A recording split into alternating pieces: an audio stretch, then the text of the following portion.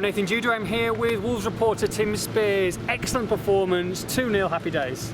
Yeah, it was incredible. Really kind of complete performance. Fans were on side. Atmosphere that we haven't really kind of heard for a year, really. Certainly not last season. So yeah, a great start to the Zenga and Fosun era at home here at Molineux. This was positive from the start, wasn't it? I mean, Jaap Stam and his Reading side didn't really know what hit them. They didn't play particularly well, Reading, so I think maybe sometimes the scoreline might have flattered Wolves slightly, but at the same time, they played well, they pressed, and they were excellent, really. I don't agree, to be honest. I think the scoreline did flatter Reading. I mean, okay. Al Hamsi kept the score down, to be honest. Yeah. Ikimi didn't have a meaningful save to make. And I think it was more about Wolves not letting Reading play. They clearly wanted to play it from the back. They refused to go long. So Wolves capitalised on that. You had the front three, Teixeira, Bodvarsson and Mason, all chasing down the Reading defenders. We saw scuffed clearances from the keepers. The defenders were putting the ball out of play. And that tactic led to the first goal because it won them a corner. From that they scored, and they should have scored another couple as a direct result of chasing Reading down, not letting them play it from the back, not letting them be comfortable. It was a high pressing tactic. I'm sure they'll all be absolutely shattered tonight, and whether they can do it again on Tuesday, sure, we'll see. But it's not the kind of football we've seen here at Wolves recently, and it worked really well. Joe Mason looked like a lost boy at times last season, up front on his own, but what a difference a partner makes, and especially a partner like John Daddy.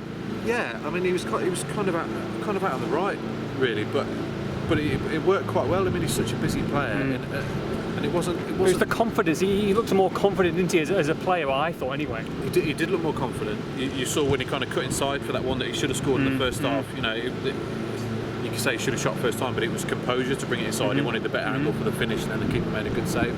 But it wasn't like he was feeding off knockdowns, though. I mean, Kenny Jackett last year was saying how he wanted a big man alongside him for that physical presence, for knockdowns, to win balls in the air, but that wasn't really what Wolves were about today. I think Mason fitted in quite well into what they were trying to do, as of course did Teixeira and Bodvarsson, as you mentioned.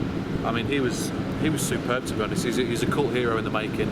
He's quick, he's good in the air, he's strong, but he's intelligent as well. He's constantly looking to see what he can do to bring his teammates into the game, and he also created a couple of chances for himself as well. That would have been the icing on the cake. I think that was the only thing missing today was a goal from him, but aside from that, I mean, it was an 8 out of 10 all day long. I was worried they weren't going to score after all that dominance in the first half, but an excellent goal. Yeah, it was a fantastic finish from Doherty.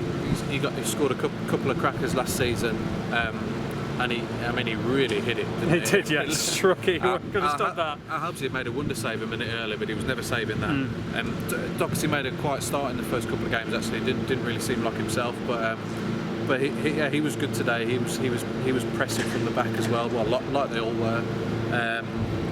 Remains to be seen whether they'll bring in a left back. I mean, sure. Zenga still says he considers him a right back out of position. We did well today, as they all did. You couldn't really say that anyone had a bad game. Bit of a surprise with the team sheet at the start of the game? Yeah, surprised to see Courtney Hall's dropped, although he had dropped a couple of clangers in his first couple of matches, particularly on Tuesday night against Crawley. A really kind of iffy performance, very hesitant at the back. So, you know, he's 21 years old, so he's not going to play every week. He's not going to be the finished article yet. So yeah, good chance for Oyol for a centre half, which he took. I thought him and Danny Bart were really good, actually. A really good buffer between Ikimi. Like I say, Ikimi had anything to do. A surprise not to see Jack Price play. It's justified by the scoreline and the performance. Sure. But I'm not really sure what more he has to do to warrant a first team place in the league match.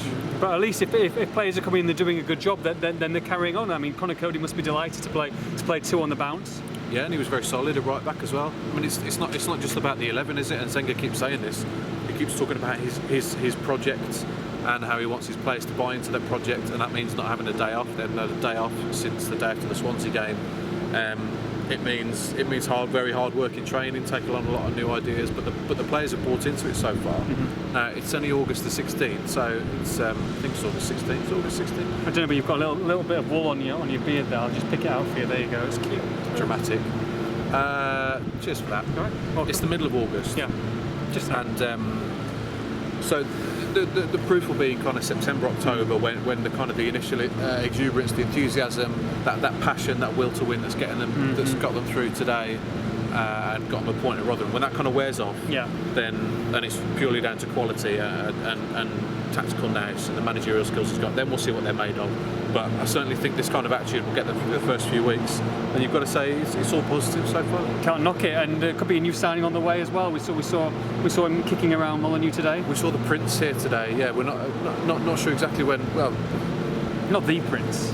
not the. It was Yeah, not the symbol. Let's not go down that road. No, But no, okay. he was here today, expecting he might be unveiled before kick-off, but he wasn't. But it looks like a done deal to me, and should be, I'd imagine, unveiled in the next day or two, maybe tomorrow. We'll see. And on to Tuesday night, full of confidence for the visit of Ipswich. Yeah, on we go. Like I said, we'll see if they can kind of replicate that performance. But whether he chooses the same 11 or not, I mean, you've got Helder Costa who didn't get on today. You've got Jed Wallace and James Henry you can slot in. You've got Jack Price as well. You've got Courtney Horse to come back. You've even got people like Nathan Byrne who still hasn't even got in the squad yet. Yeah. You know, they're all still in and around. So as long as they can all buy in to this kind of philosophy and this tactical approach, this positive approach, this high pressure closing down, real tenacity, you know, from the back and from the front. If they all buy into that, then he can kind of rotate his squad thusly. But hopefully we'll see a few more on the gate as well. 20,000 today, you know, quite a modest first crowd. Always is at this time of year. People still on holiday, etc. But it was so nice to hear the place alive today. I mean, the fans completely on board, chanting Zenga's name, chanting him to wave, although he didn't understand.